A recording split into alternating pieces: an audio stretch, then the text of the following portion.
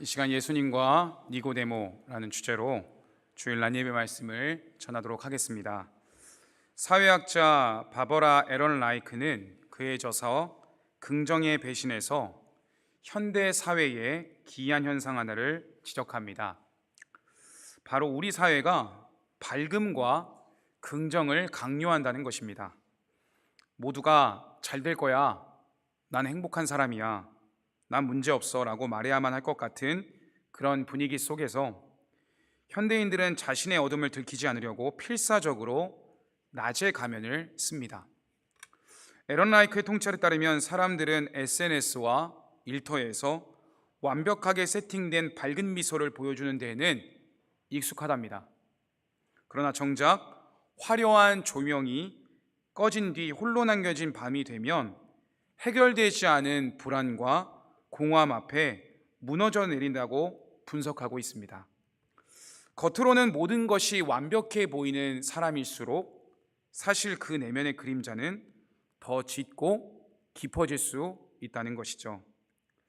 오늘 본문에 등장하는 니고데모가 바로 그런 사람이었습니다. 그는 낮의 세계에서만큼은 이미 정점을 찍은 완벽한 승리자였습니다.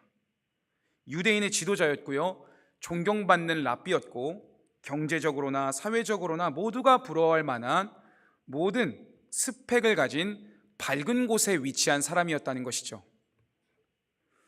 그러나 성도 여러분, 세상이 우러러보는 그 화려한 낮의 프로필은 그의 메마른 영혼을 구원해주지 못합니다. 세상의 시선이 닿지 않는 시간, 모든 사회적 가면을 벗어놓아야 하는 밤이 되자 니고데모는 정직한 진실과 마주해야만 했습니다. 왜 이 인생은, 내 영혼은 이렇게까지 모든 것을 이뤄내는데도 공허할까? 왜 나는 내 삶의 어둠을 밝힐 수 없을까? 무엇이 부족한 것일까? 이런 생각을 한 것이죠. 그는 자신의 명성과 지위는 도저히 해결할 수 없는 영적인 갈증을 안고 그 깊은 밤을 뚫고 예수님을 찾아갑니다. 그는 더 이상 성공한 랍비의 자격으로 간 것이 아닙니다. 빛이 필요한 한 사람의 애절한 마음으로 주님 앞에 찾아간 것입니다. 우리 역시 직장이라든지 사회생활이라든지 심지어 교회 안에서도요, 우리 성도님들과 저도 낮에 가면을 쓸 때가 있어요. 하지만 성도 여러분, 가면 뒤에 숨겨진 여러분의 진실은 과연 평안하십니까? 화려한 직함이 해결해 주지 못하는 영혼의 빈자리, 깊은 고독과 죄의 문제를 홀로 끌어안고 끙끙 앓고 계시지는 않으신가요? 예배의 자리에 앉아는 있는데 예배의 감격은 없고, 기도는 하고 있지만 여전히 내가 불안하다면 우리 또한 지금 치열한 영적인 밤을 지나고 있는 것이 되는 것입니다. 그러나 감사하게도요, 오늘 본문은 오늘 이 예배 자리에 나온 부굴산교회 성도님들에게 소망을 줍니다. 예수님은 니고데모의 화려한 낮을 평가하지 않으시고 그의 정직한 밤을 기꺼이 맞아주셨거든요. 주님은 밤에 찾아온 자를 정죄하지 않으시고요, 오히려 그를 영원한 빛의 세계로 초대하십니다. 본문 1절에서 고독하게 시작된 이 밤의 대화는 16절에 이르러 독생자를 주신 하나님의 거대한 사랑이라는 눈부신 빛의 선포로 확장되는 것입니다. 이 시간 사랑하는 성도 여러분, 우리의 힘으로 밝히려 했었던 여러 가지의 가면을 내려놓으시기 바랍니다. 우리 마음속 마지막 어둠까지 주님의 빛 아래에 정직하게 내려놓음으로써 밤이 변하여 낮이 되게 하시는 하나님의 역사를 한 분도 빠짐없이 체험하시는 모든 성도님들이 되시기 바랍니다. 우리 다 함께 첫째 읽어볼까요? 시작. 영적 갈급함을 가지고 주님께 나아갑시다. 성도 여러분, 요한복음 3장은 거듭남이라는 위대한 진리를 선포하고 있습니다. 그런데요, 이 위대한 말씀이 어떤 배경에서 시작되었는지 아십니까? 아주 뜻밖에도 니고데모라는 유대인 지도자가 모두가 잠이 들어있는 밤에 몰래 예수님 찾아왔다가 이 말씀 들었다는 것입니다. 우리는 3장을 묵상하기 전에 반드시 성경이라는 것은 전후 문맥을 살펴봐야 됩니다. 그래서 우리는 앞선 2장의 배경을 살펴볼 필요가 있겠습니다. 6월절에 예수님께서 예루살렘에서 많은 표적과 기사를 행하셨어요. 그러다 보니까 수많은 사람이 예수님을 믿긴 믿었는데 그 표적 보고 믿은 것입니다. 그런데 성경은 여기서 한 가지 사실을 기록하고 있는데, 예수님은 이런 기록이 있어요.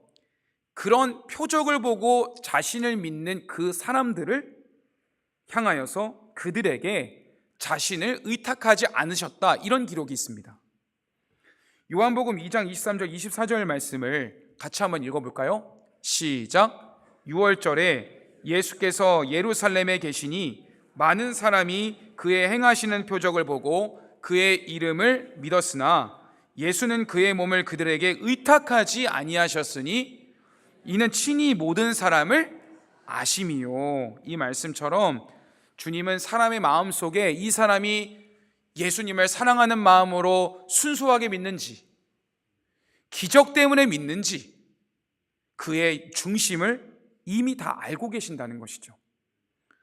오늘 본문 3장 1절이 바로 이러한 사람들이 있는 틈 속에서 벌어진 사건이라는 것입니다.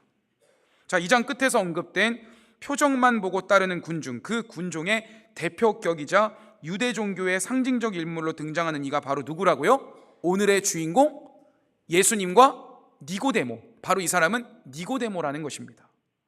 그는 개인적인 궁금증을 넘어서 당시 유대교가 가진 한계와 갈급함을 안고 예수님을 찾아온 거예요. 성경은 니고데모를 소개할 때 매우 의도적으로 세 단어를 사용해서 이 사람을 소개하고 있습니다. 먼저는요, 그는 바리새인이었습니다. 성도 여러분, 바리새인이 어떤 직업입니까? 율법 준수와 정결 규례에 목숨을 거는 당대 유대 사회에서 경건의 정점을 찍은 제일 성경에 능통한 사람이지 않았습니까? 그리고 그를 두 번째로 어떻게 소개하냐면 이스라엘의 선생이다라고 이야기하고 있어요. 이 직함을 누가 말해줬냐면 예수님이 니고데모 보고 너는 이스라엘의 선생이지 않냐, 이렇게 얘기하셨거든요. 성경 해석의 최고 권위자였고 학문적 깊이를 갖춘 지식인이 니고데모였습니다. 끝으로 그는 유대인의 지도자였어요. 종교적 신념을 넘어 공적 권위와 사내들인 공회원의 중심에 서 있는 인물이 그였던 것이죠. 성도 여러분, 이 소개가 우리에게 주는 메시지는 분명합니다. 니고데모는요, 신앙의 초심자 세가족이 아니었습니다. 그는 사람들이 종교적으로 도달할 수 있는 눈에 보이는 최상의 위치에 이미 서 있는 사람입니다. 그런데 성경은 왜 이렇게 이미 갖출 것 다 갖춘 인물을 3장의 주요 등장인물로 소개하는 것일까요? 그것은 바로 사람들의 그 어떤 고상함이나 지식이나 도덕적 성취를 이룬 사람일지라도 참된 생명을 얻는 일에는 무력할 수 있다는 사실을 보여주기 위함인 것입니다. 여러분, 사람은 전적으로 부패하였기 때문에 절대로 스스로의 힘으로는 하나님 나라에 들어갈 수도 그 문턱을 넘을 수도 없습니다. 요한복음이 지적하는 인간의 진짜 절망은 생명의 빛 대신 예수님을 알지 못하고 깨닫지 못하는 영적인 무지 속에 갇혀 있다는 사실을 이야기하고 있다는 거예요. 그런데 주님은 당대 최고의 스펙을 지녔던 이 니고데모에게 곧바로 너는 잘못했다, 너는 혼날 거야 라는 심판의 메시지를 하시지 않으셨어요. 대신 그가 복음의 진리를 받을 수 있도록 메시아 되신 예수님을 지금 바라보고 있고 예수님을 마음속에 모셔야 된다는 그 진리를 그가 받아들일 수 있도록 그의 굳게 닫힌 마음을 조금씩 열어가기 시작하십니다. 그것은 마치 그를 복음의 길로 다 옮기시기 직전에 죽어가는 영혼을 배려하여서 어떻게든 그가 다치지 않고 주님께로 잘 올 수 있도록 주님이 친히 행하신 세밀한 영적 준비 과정과도 같은 것입니다. 자, 본문 2절을 보니까 니고데모가 낮에 찾아왔어요? 예수님을 밤에 찾아왔어요? 밤에 찾아왔다고 기록하고 있죠. 흔히 우리는 이를 굉장히 이 사람은 다른 사람한테 안 보이려고 비겁한 시간을 택했다라고 치부할 수 있지만 성경 강해적 관점에서 이 밤을 해석해 보면 그가 가진 낮의 영광이 해결해 주지 못한 영적인 어둠을 의미한다라고 생각하는 그런 학자들이 있습니다. 여러분, 그는 왜 밤에 찾아온 것일까요? 먼저 그는 제도권의 최고 지도자로 있었기 때문에 쌓아온 사회적 위치와 명성을 다 내려놓기는 어려웠습니다. 낮의 신분을 유지한 채 자신의 한계를 해결해 줄 표적의 의미를 묻고자 밤의 어둠을 틈타 조심스럽게 움직인 것이죠. 만약에 낮에 예수님을 찾아왔다고 생각해 보세요. 그 당시 종교 지도자들이 다 예수님을 견지하고 싫어했는데 바리새인이 예수님을 낮에 만났다? 그러면 바리새인들 안에서 핍박을 받을 수 있었거든요. 그래서 그는 자신의 바리새인 위치는 유지하고는 싶고, 그런데 바리새인으로서 고집을 부리고 싶지는 않고 주님을 만나서 뭔가 해결을 받고 싶은 마음에 여러 가지 복잡한 감정을 뒤로 한 채 밤에 찾아왔다는 것입니다. 성도 여러분, 이런 니고데모의 모습이요, 과거의 모습만이 아닙니다. 마치 이 모습은 오늘날 우리들의 자화상이 될 때가 있어요. 하나님을 알고 싶고 구원은 얻고 싶지만 내가 쌓아온 세상의 가치와 명성 또한 포기할 수 없어서 이리 재고 저리 재는 그리스도인, 오늘날 있을까요, 없을까요? 있습니다. 그것이 우리의 모습이 될 때도 있다는 것이죠. 우리는 여기서 깨달아야 됩니다. 밤에 숨어 들어온 니고데모나 우리 모든 성도들이 하나님의 은혜가 아니면 한 걸음도 생명의 빛으로 나올 수 없는 전적 타락한 존재들이라는 사실을 인정해야 된다는 것입니다. 그런데 주님은 그런 니고데모와 그런 저와 여러분을 외면하지 않으시고 생명의 복음을 통해 구원의 은혜를 허락해 주신 줄로 믿습니다. 여러분, 오늘 본문을 이제 계속 살펴보기에 앞서서 저의 취미를 좀 말씀드리려고 하는데, 이제 저와 거의 1년 가까이 함께 하셨는데 제 취미를 이제 아셔야 될 것 같은데요. 제 취미가 뭐가 있을까요? 식물 가꾸기. 그거면 50점입니다. 하나 더 있어요. 뭘까요? 맞습니다. 그러면 우리 성가대원분들 100점 다 맞추셨습니다. 맞아요. 제가 그거 얘기하려고 했어요. 사진 한번 띄워주세요. 네, 이게 뭐냐면 지금 흰 그 비닐봉투에 담겨져 있는 물고기를 어항에 담으려는 지금 모습을 담은 사진입니다. 성도 여러분, 저는 이 열대어를 키우는 거를 굉장히 좋아했어요. 왜냐하면 제가 형제가 없어요. 저는 외아들이거든요. 그래서 부모님께서 제가 늘 동생 낳아달라는데 그거는 소원을 이루어주지 않으시고 대신 열대어 키워라, 그리고 강아지 키워라. 그래서 어렸을 때 강아지도 키우고 열대어를 얼마든지 키울 수 있도록 정서에 좋다고 부모님께서 허락을 해주셨어요. 그래서 지금 저는 거의 물고기 박사고 성경 박사가 돼야 되는데 물고기도 많이 알고 식물도 많이 하는 그런 취미 생활을 하고 있습니다. 근데 여러분, 우리 이정원 집사님도 이 물고기를 잘 키우시는 걸로 제가 알고 있는데, 이 열대어를 키우는 분들이 가장 긴장하는 순간이 있어요. 그때가 언제인 줄 아십니까? 새로 사온 물고기를 새 어항물에 넣을 때입니다. 물고기가 예쁘다고 곧바로 깨끗하게 온도를 맞춘 물에다가 풍덩 넣어버리면 물고기 어떻게 될까요? 순식간에 그 물에 적응하지 못해서 쇼크샤로 죽어버려요. 어항 속의 물은 분명 물고기에게는 이전보다 더 깨끗한 물이지만 준비되지 않은 물고기에게는 감당할 수 없는 자극이 되기 때문이죠.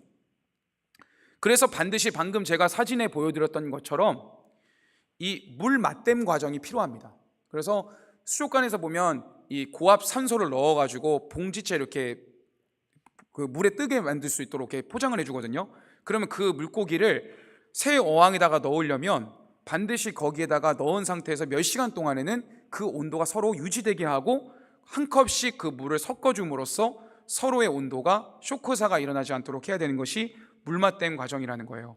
제가 한참 고민하다가 저희 그 목양실에다가 이 작은 열대어를 제 어항에다가 들어놨는데 그때부터 어떤 일이 일어난지 아십니까? 한 번도 저의 목양실에 오지 않았던 다음 세대 아이들이 거북이 보러 오겠다고 하면서 물고기 보러 오겠다고 저의 목양실에 오고 있어요. 그래서 이건 참 하나님이 기뻐하시는 모습 아닐까. 목양실에 애들 오기가 쉽지 않은데 오니까 너무 참 기쁘더라고요. 여러분, 그런데 제가 이 부분을 말씀드리는 이유가 있어요. 주인이 긴 시간을 들여 물고기의 몸이 새로운 환경을 받아들일 수 있도록 배려해야 물고기가 살아났는데, 그런데요 성도 여러분, 사람들에게도 이 물 맛댐과 같은 시간이 필요하다는 거 알고 계십니까? 사진 한번 띄워주세요. 다음 사진. 자, 이 사진은 높은 산을 오르는 등반가들이 에베레스트산 정상의 압도적인 성취감을 맛보기 위해 반드시 중간에 머무는 곳입니다. 이곳이 어딜까요? 에베레스트산 베이스 캠프입니다. 네, 그곳은 그저 잠만 자는 숙소인 텐트가 아닙니다. 높은 정상의 희박한 공기를 견딜 수 있도록 나의 폐와 심장을 새롭게 적응시키는 대기실인 것이죠. 만약 베이스 캠프에서의 적응 기간이 없이 곧장 산행을 잘 못하던 익숙하지 않은 사람이 그 고지대로 올라가면 어떤 일이 일어날까요? 사람의 뇌와 폐는 고산병을 이기지 못하고 터져버릴 수 있는 위험에 노출된다는 것입니다. 그러므로 베이스 캠프는 멈춰서서 쉬는 곳만이 아니라 에베레스트 산 정상의 공기를 마실 수 있는 새로운 몸을 준비시키는 인내의 공간이 된다는 것이죠. 오늘 본문에 등장하는 니고데모를 다시 보시기 바랍니다. 그는 유대인의 지도자였지만 영적으로는 아직 낮은 땅의 공기에만 익숙했던 사람이었어요. 왜냐하면 그는 예수님을 온전히 몰랐거든요. 그가 예수님 앞에 서서 뭐라고 합니까? 사람이 어찌하여 다시 태어날 수 있겠습니까? 라고 물었다는 것은 하늘나라의 신령한 공기를 마주하며 겪은 영적인 고산병과도 같은 상황이었다는 거예요. 그에게 예수님의 말씀은 처음에 와닿지 않았습니다. 그런데 예수님은 그런 니고데모를 왜 깨닫지 못하느냐고 다그치지 않으셨습니다. 오히려 그를 위해 밤이라는 시간에 부족한 사람이지만 찾아오게 하셔서 밤이라는 이름의 베이스 캠프를 마련해 주신 것이죠. 밤이 깊은 때에 마주 앉아서 그에게 참된 복음을 조금씩 들려주기 시작한 분이 누구예요? 우리 예수님이신 것입니다. 주님은 니고데모가 복음으로 거듭나는 회심자가 될 수 있도록, 영적인 은혜의 정상에 이를 수 있도록 그 밤의 베이스 캠프에서 그의 심장을 하늘의 사람으로 바꾸어 가시는 것입니다. 저는 우리 성도님들이 물론 예수님을 다 마음속에 영접한 사람들이지만 더 하나님 앞에 거듭난 인생이 되는 데 있어서 바로 이 예배의 자리가 오늘날 영적인 베이스 캠프가 되기를 소원합니다. 여러분, 이것은 곧 저와 여러분을 향한 주님의 세밀한 영적 물맛댐이자 베이스 캠프의 준비 과정임을 잊지 마시기 바랍니다. 성도 여러분, 요한복음은 이 니고데모의 밤과 극명하게 대비되는 또 한 사람의 이야기를 바로 다음 장 4장에 이야기하고 있어요. 그 사람은 바로 우물가를 차른 어느 지역의 여인이에요? 사마리아의 여인입니다. 여러분, 한 명은 니고데모라는 유대인의 지도자였고 다른 한 명은 이방 여인이었습니다. 니고데모는 낮에 찾아왔어요? 예수님을 밤에 찾아왔어요? 밤에 찾아왔고, 예수님이 사마리아 여인은 낮에 만났어요? 밤에 만났어요? 낮에 만났어요. 정반대죠. 여기서 우리가 놓치지 말아야 할 본질이 있습니다. 그들이 밤에 왔든 낮에 왔든 그들 모두는 주님의 빛이 없으면 단 한순간도 살 수 없는 갈급한 죄인이었다는 사실입니다. 밤에 예수님을 찾아온 니고데모는 자신이 쌓아온 지식과 율법이라는 감옥 안에서 답을 찾지 못해 헤매던 영적인 밤을 지나고 있었습니다.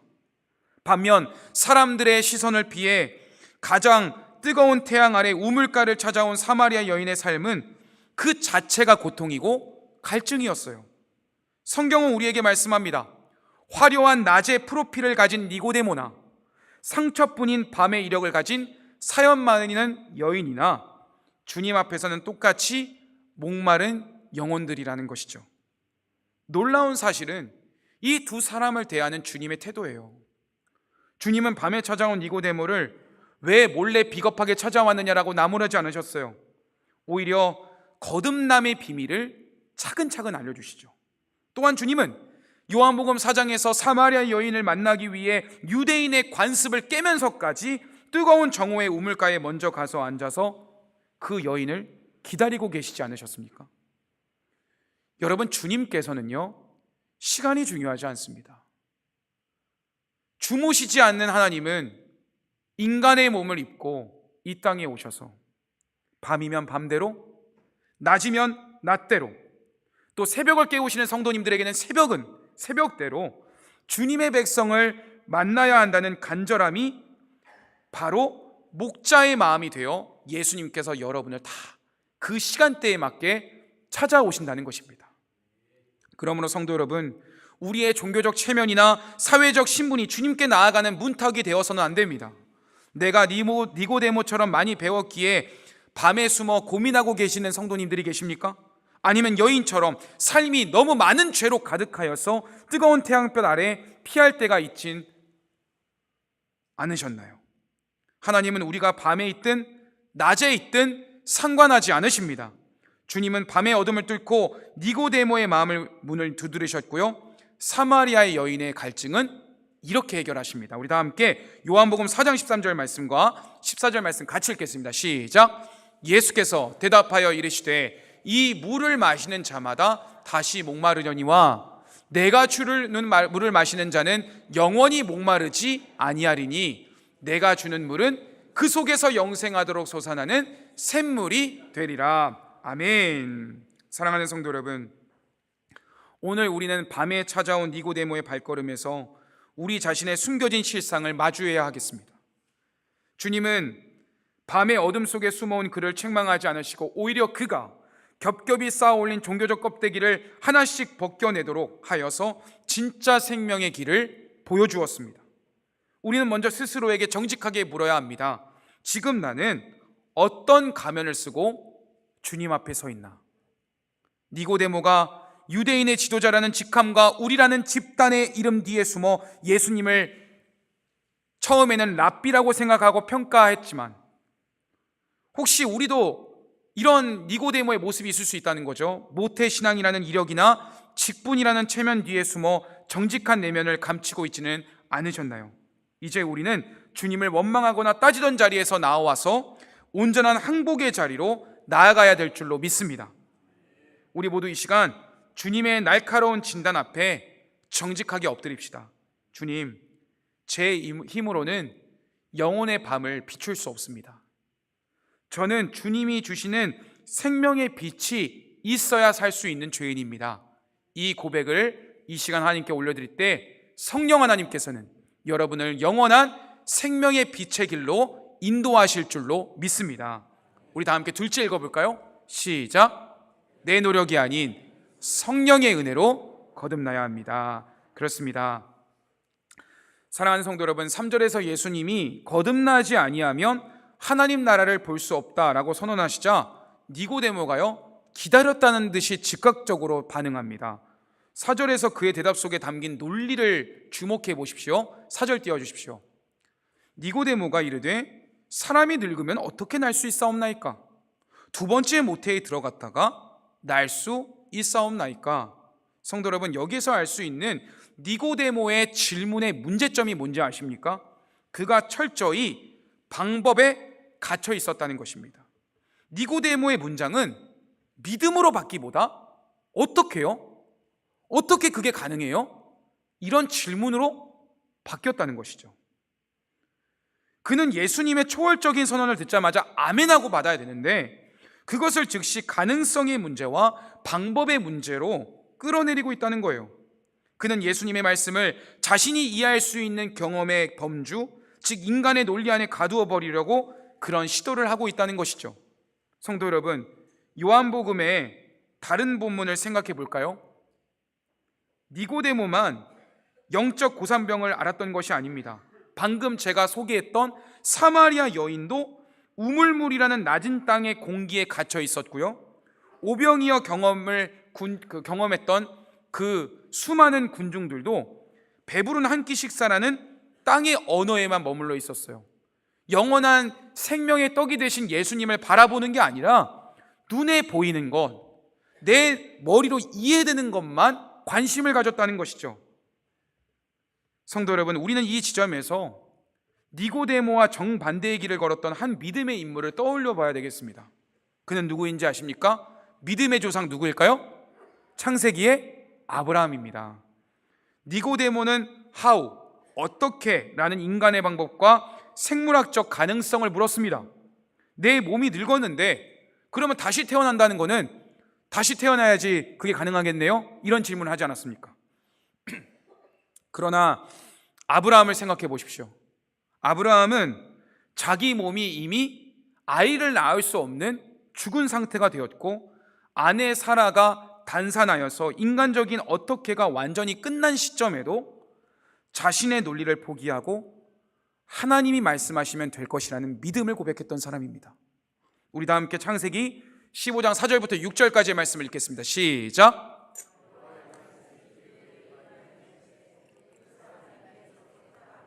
내 몸에서 날 자가 내 상속자가 되리라 하시고 그를 이끌고 밖으로 나가 이르시되 하늘을 우러러 무뼈를 셀 수 있나 보라. 또 그에게 이르시되 내 자손이 이와 같으리라. 아브라함이 여호와를 믿으니 여호와께서 이를 그의 의로 여기시고. 아멘. 성도 여러분, 거듭남은 내가 가능한 방법을 찾는 데에 있지 않고 나의 어떻게가 끝난 그 절망의 자리에 하나님께서 예수 그리스도를 통하여 위로부터 길을 내시는 사건임을 믿으시기 바랍니다. 니고데모가 집요하게 어떻게를 묻자 예수님은 오히려 생명의 근원을 선언하셨어요. 이렇게 말씀하십니다. 진실로 진실로 내게 이르노니 사람이 물과 성령으로 나지 아니하면 하나님의 나라에 들어갈 수 없느니라. 여러분, 여기에 핵심이 무엇입니까? 단어가 나오죠, 두 개가. 물과 성령입니다. 여러분, 예수님은 지금 니고데모가 누구보다 잘 알고 있어야 할 성경 중에 구약 성경 에스겔 36장과 이 36장의 곳곳에 있는 말씀을 인용함으로써 물의 의미를 먼저 말씀하십니다. 25절 에스겔 말씀을 띄워주세요.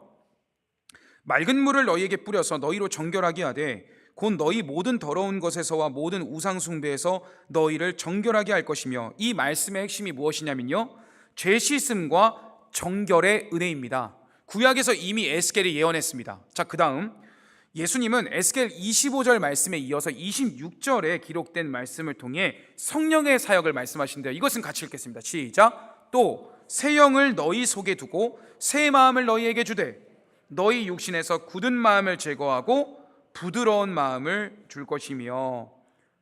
이스라엘의 선생인 니고데모는 이 구약의 약속이 메시아를 통해 장차 성취될 것이라는 것은 알고 있었습니다. 그러나 그 약속의 실체이신 예수님이 지금 자기 자신과 대화하고 있는 분이라는 것을 몰랐기 때문에 주님이 그 에스겔 말씀을 인용하심으로써 그를 점점 깨닫게 하고 계신다는 것입니다. 여러분, 예수님이 말씀하시는 거듭남이 뭐예요? 인간의 도덕적 수양이 아니에요. 고결한 인격의 개선도 아닙니다. 그것은 철저히 하나님이 시작하셔야 되고 성령이 주도하셔야 주권적인 역사로 말미암아 우리 안에 이루어지는 사건이라는 것이죠. 이 말 들었을 때 니고데모는요, 큰 충격을 받았어요. 왜냐하면 그는 육의 범주 안에서 최선을 다한 자였고 최선을 다해 사다리를 타고 지금의 자리까지 힘겹게 올라온 사람이었기 때문에 그렇습니다. 그러나 예수님은 그 사다리의 전체의 관점에서 벗어나게 하셔서 전적인 주님의 은혜가 있어야 너가 거듭나는 것이지 너의 인간적인 힘이 거듭남을 보장하는 것이 아니다라고 말씀했다는 것입니다.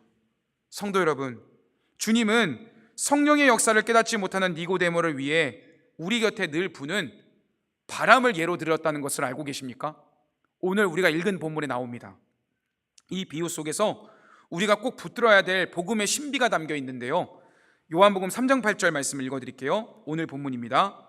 바람이 임의로 불매 너가 그 소리는 들어도 어디서 와서 어디로 가는지 알지 못하나니 성령으로 난 사람도 다 그러하니라. 여러분, 이 말씀의 의미를 풀이해 드리겠습니다. 여러분, 이 말씀의 의미는 먼저 바람이라는 것은 우리가 통제할 수 없다는 것입니다. 우리는 바람이 어디서 시작돼서 나에게 건드렸다가 다른 곳으로 이동하는지 알 수 없습니다. 바람을 붙잡아서 가둘 수도 없고요, 내가 원하는 방향으로 불게 할 수도 없습니다. 물론 선풍기와 내 입김으로 잠깐은 할 수 있지만 바람을 주관할 수는 없어요. 성령의 역사가 이와 같다는 것입니다. 니고데모는 자꾸만 어떻게 해야, 인간의 방법과 절차가 어떻게 해야 그 은혜 받을 수 있겠습니까? 이 말을 했는데, 예수님은 무엇을 말씀하시냐면, 니고데모야, 어떻게가 아니라 어디로부터 오는 것인가가 중요한 것이다, 이 말씀하셨다는 거예요. 하나님의 주권적인 역사인 것이죠. 즉, 거듭남의 은혜는 내가 노력해서 따내는 자격증이 아니고, 지금 이 자리에 우리 성도님들이 가난한 심령으로 하나님의 은혜를 구하면 위로부터 주님의 은혜가 임하여서 모든 성도님들의 문제가 해결된다는 것입니다. 예수님이 말씀하신 바람의 비유 두 번째 핵심은, 바람이란 보이지 않지만 분명한 결과의 본질을 띈다는 거예요. 여러분, 바람 자체가 눈에 보일까요, 안 보일까요? 안 보이죠. 나무가 휘날리면 나무를 통해서 바람 분다는 걸 알지, 바람을 눈으로 볼 수는 없습니다. 그런데 강풍이 여러분의 피부에 닿으면 느껴져요, 안 느껴져요? 너무 잘 느껴지죠. 그러면 우리는 바람의 존재를 확실하게 느껴지잖아요. 그 결과를 보고, 내 촉감을 건드리는 이 느낌을 보면서 바람이 부는구나, 이런 결론에 이르게 되는 것이죠. 성령의 역사가 이와 같다는 것입니다. 여러분, 내가 거듭나는 그 순간을 현미경으로 관찰하듯이 다 설명할 수는 없지만, 여러분, 지금 이 자리에 임재하신 성령께서 우리 성도님들과 성도님들의 자녀들을 일깨우시고 성령의 조명하심으로 역사하시면 우리는 부인할 수 없는 성령의 능력을 체험하게 되는 것입니다. 어떤 역사가 일어납니까? 성령이 내게 임하시면 내가 주 예수님으로 말미암아 어제까지, 오늘도 똑같이 문제가 있지만 평안할 수 있습니다. 왜요? 주님이 그 문제를 해결하실 것이기 때문에. 어제까지 미워하던 자를 성령의 내주하심으로 변화를 받으면 그 사람을 용서할 수 있게 돼요. 세상의 자랑보다 주님을 자랑하는 인생의 참된 행복임을 알게 되면 물질에서 초월해질 수 있습니다. 여러분, 저는 그래서 매주일 드리는 예배지만 우리 성도님들이 오늘 이 자리에 이미 임재하신 성령의 능력을 체험함을 통하여 어제까지 끊어내지 못했던 죄악을 끊어내고 어제까지 해결되지 못했던 문제까지도 해결받고 돌아가시는 모든 성도님들이 되시면 좋겠습니다. 사랑하는 성도 여러분, 이 사실이 우리에게 왜 위로가 될까요? 만약 거듭남이 나의 결단이나 열심의 정도에 달려있다면 그것만큼 불안하고 초조한 일이 뭐가 있겠어요? 내가 이거 조금만 잘못하면 내가 하나님의 은혜가 떠나는 거 아니야? 내가 조금만 멀리하면, 내가 게을러지면 하나님이 나의 구원을 취소하는 거 아니야? 라고 생각할지 모르지만 그렇지 않습니다. 주님은 한 번 택한 백성을 버리지 않으십니다. 하지만 기억하십시오. 거듭남은 내가 시작하는 것이 아니라 하나님이 시작하신 성령의 바람이요 주님의 은혜이기 때문에 우리는 그 은혜를 받은 자로서 합당한 믿음을 보여야 된다는 것입니다. 이 은혜를 받은 자로서 이번 사순절 기간 예수님의 십자가 은혜를 더 깊이 묵상하시는 성도님들이 되시기 바랍니다. 여러분, 사진 한번 띄워주세요. 이 사진을 보시면 무엇이 떠올라 있어요? 돛담배와 이 망망대해가 보여지죠. 바다 위에 떠 있는 배가 앞으로 나아가는 방법 두 가지입니다. 하나는 사람이 노를 젓는 것이고, 다른 하나는 돛을 높이 올리는 것입니다. 그렇죠.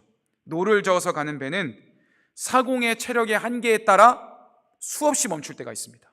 그러나 돛을 높이 올리면 사공이 할 일은 이 돛을, 바람을 만드는 것이 아니라 바람이 불어올 때 돛을 활짝 펴는 것뿐입니다.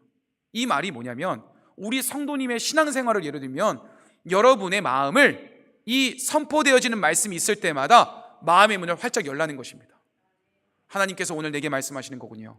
이건 누군가에게 적용하라는 말씀이 아니라 내게 주시는 말씀이군요 라고 아멘으로 받으면 하나님께서 성령의 바람을 통하여 여러분의 인생을 주님이 친히 이끄신다는 것입니다.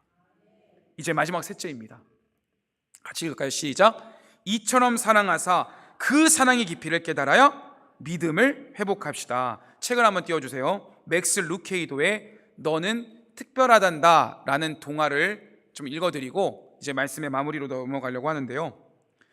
맥스 루케이도의 아름다운 동화 넌 정말 특별하단다, 이 이야기를 소개해드리려고 합니다. 나무 사람들인 웬믹들이 사는 마을이 있었습니다. 그러니까 사람도 아니고 나무도 아닌 애매한 경계선에 있는 나무 사람들인 거죠. 그런데 그들은 온종일 이 만나는 사람들에게 서로에게 스티커를 붙여주었어요. 예를 들어서 재주가 많거나 예쁜 나무 사람에게는 반짝이는 금빛 별표를 붙여줬고요, 반대로 나무 곁이 거칠거나 실수로 하는 이들에게는 지저분한 잿빛 점표를 붙여주었습니다. 주인공 펀치넬로라는 이 나무 사람이 늘 이런 금빛 별표 받고 싶어갖고 노력을 했는데 번번이 넘어지고 실수만 저지르니까 금빛이 많겠어요, 점표가 많겠어요? 점표가 더 많았던 거죠. 그래서 그는 스스로를 자책하면서 이렇게 이야기했어요. 나는 좋은 나무 사람이 아닌가 봐. 나에게는 소망이 없어. 그러던 어느 날 펀치넬로가 몸에 아무런 스티커가 붙어 있지 않은 루시아라는 다른 친구를 만납니다. 사람들이 별표를 그에게 붙여도 금세 떨어지고 점포를 붙여도 떨어지는 거예요. 이해가 안 되는 거죠. 둘 중에 하나여야 되는데 아예 붙여지지가 않으니까. 놀란 펀치넬로가 비결을 묻자 루시아가 이렇게 대답을 했어요. 비결은 간단해. 매일 나를 만든 목수인 엘리 아저씨를 찾아가면 이렇게 될 수 있어. 이렇게 얘기를 했어요. 펀치넬로가 용기를 내어 언덕 위에 목공소로 향합니다. 거대한 아저씨의 모습에 겁을 먹은 그에게 목수 엘리 아저씨는 부드럽게 펀치넬로 나무 사람, 이 작은 아이 사람에게 이름을 부르며 말하였습니다. 펀치넬로야, 잘 왔다. 너의 상태를 한번 봐야 되겠다. 아저씨는 펀치넬로의 몸에 가득한 점표들을 보면서 꾸짖지 않았고 오히려 마음 아파하면서 이렇게 말을 했다 그래요. 얘야, 그 점표들은 너가 붙어있게 할 때만 붙어있는 거란다. 그들이 어떻게 생각하느냐보다 내가 어떻게 하느냐가 훨씬 더 중요해. 그리고 나는 내가 아주 특별하다고 생각하단다. 그러니까 펀치넬로가 믿을 수가 없는 거죠. 왜 제가 특별하죠? 저는 재주도 없고 나뭇결이 거친걸요. 그때 엘리 아저씨가 눈을 지그시 바라보며 그에게 이렇게 말했습니다. 왜냐하면 내가 너를 만들었기 때문이지. 너는 내게 아주 소중하단다. 사랑하는 성도 여러분, 바로 그 순간이었습니다. 펀치넬로의 마음속에 아저씨의 말이 정말 사실인지도 몰라라는 작은 믿음이 생겼을 때 신기한 일이 일어났는데 점표 하나하나가 바닥으로 다 떨어지게 된 것입니다. 성도 여러분, 오늘 예수님이 니고데모에게 주신 말씀이 바로 이것입니다. 오늘 제일 중요한 말씀이에요. 요한복음 3장 16절 말씀을 읽겠습니다. 시작.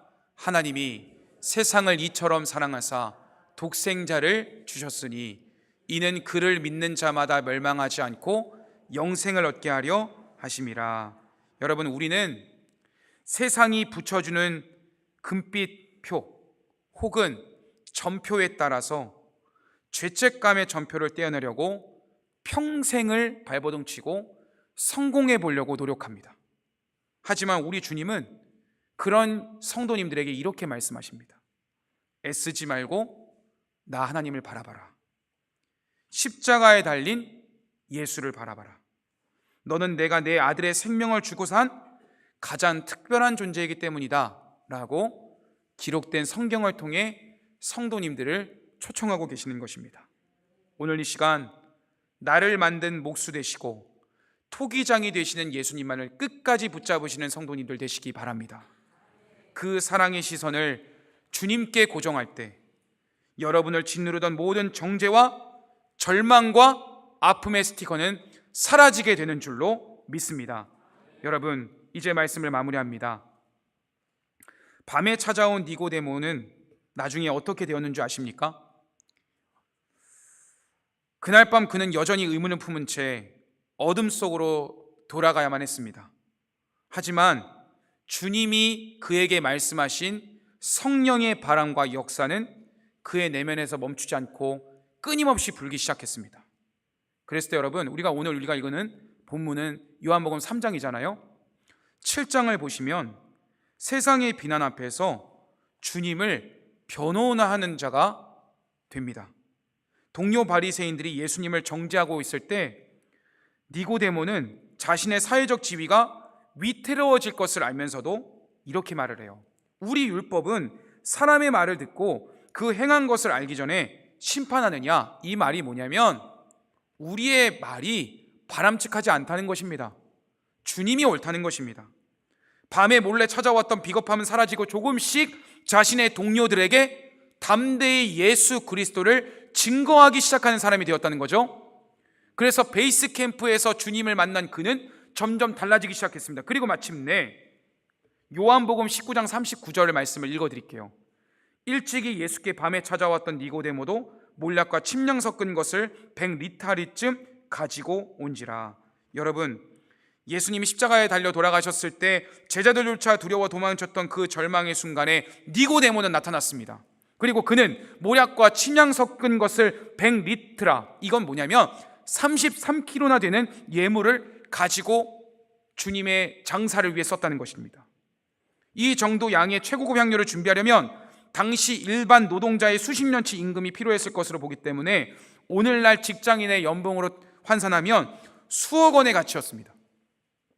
그는 더 이상 밤의 눈치를 보는 지도자가 아니었습니다. 나를 찾아와 주신 예수 그리스도로 말미암아 모든 명성과 기득권을 배설물로 여기고 자신을 위해 독생자를 내어주신 하나님의 사랑 앞에 자신의 전부를 쏟아내는 사람이 될 수 있었다는 것입니다. 성도 여러분, 신학적 전승에 따르면 니고데모는 이후 공식적으로 세례를 받고 그리스도인이 되었습니다. 그로 인해 그는 산헤드린 공회에서 쫓겨났지만, 가문에서 축출당해서 재산을 몰수당했지만 결국 순교자의 반열에 오른 사람이었다라고 전승은 말하고 있습니다. 시간이 많이 가서 죄송합니다. 사랑하는 성도 여러분, 주님은 여러분에게 말씀하십니다. 내가 너를 사랑한다. 나는 너를 결코 포기한 적이 없다라고요. 모든 근심을 이 시간 내려놓을 때 성령 하나님께서는 여러분의 모든 문제를 응답이 되게 하시고 은혜가 되게 하실 줄로 믿습니다. 그 주님 은혜를 기억하며 이번 3월 한 달도 승리하며 살아가시는 모든 성도님들이 되시기 바랍니다.